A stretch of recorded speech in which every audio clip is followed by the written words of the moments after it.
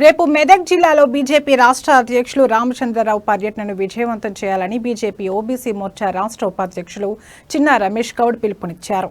Narsapur BJP కార్యాలయంలో ఆయన సమావేశం నిర్వహించారు.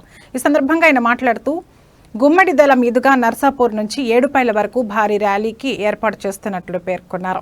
ఏడుపాయల దేవస్థానంలో ప్రత్యేక పూజలు నిర్వహించిన అనంతరం ఆయన కార్యకర్తల సమావేశంలో పాల్గొంటారని తెలిపారు. ఈ కార్యక్రమంలో బీజేపీ నాయకులు నీలి నాగేష్, సంజీవ్, బీజేపీ కార్యకర్తలు పాల్గొన్నారు.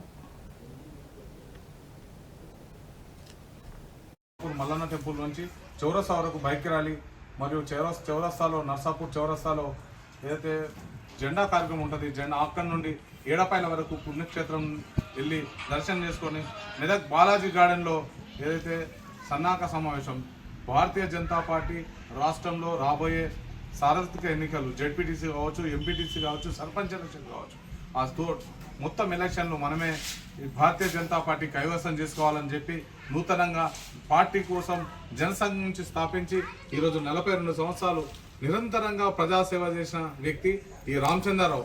భారతీయ జనతా పార్టీ రామచంద్రరావు వంటి మా లాంటి సామాన్య కార్యకర్త అయినటువంటి రామచంద్రరావుకు ఈరోజు భారతీయ జనతా పార్టీ తెలంగాణ రాష్ట్ర అధ్యక్షుడు నియమించడం మా అందరికీ గర్వకారణం.